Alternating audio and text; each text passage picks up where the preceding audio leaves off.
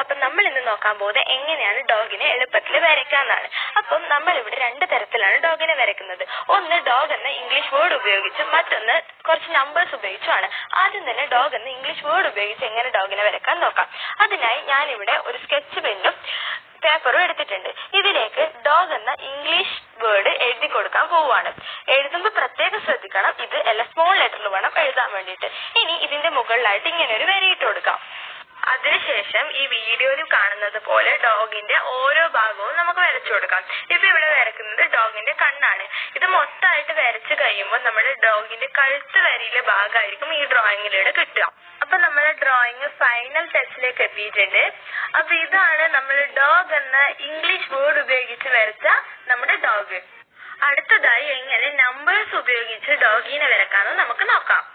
അതിനായി നമ്മൾ എടുക്കുന്ന നമ്പേഴ്സ് എന്ന് പറയുന്നത് 5, 5, 3 ആണ്. ഈ നമ്പറുകളിൽ കുറച്ച് അകലം പാലിച്ച് 2 വരിയിലായി ഈ രീതിയിൽ എഴുതി കൊടുക്കാം.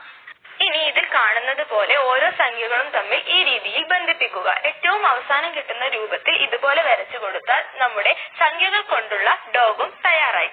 നിങ്ങൾക്ക് ഈ 2 രീതിയിൽ വരയ്ക്കുന്ന ഡോഗുകളിൽ ഏറ്റവും ഇഷ്ടപ്പെട്ടത് ഏതാണെന്ന് പറയാൻ മറക്കല്ലേ.